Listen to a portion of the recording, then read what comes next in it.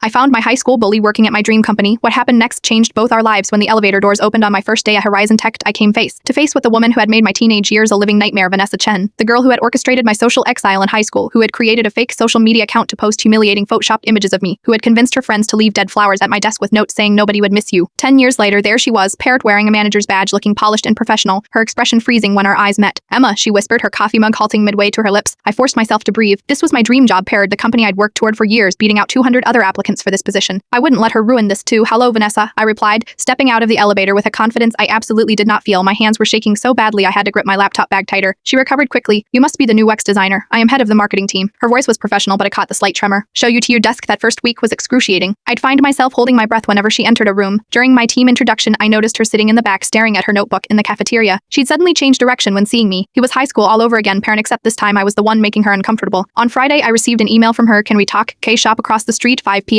My therapist would have called this a growth opportunity. I called it my worst nightmare.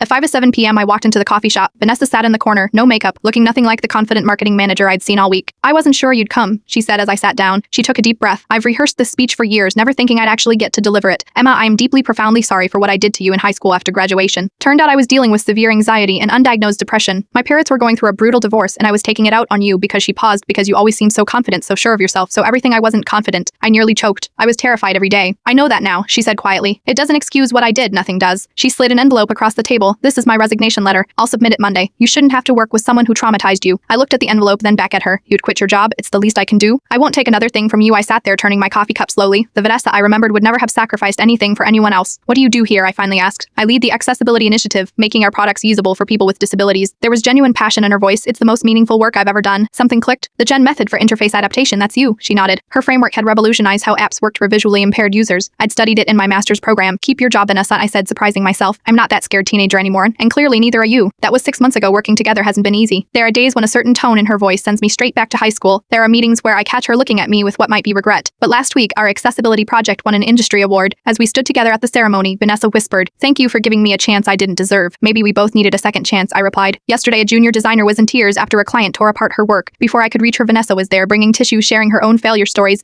making the young woman laugh through her tears. People can surprise you sometimes. The person who once broke you becomes someone who helps others stay whole.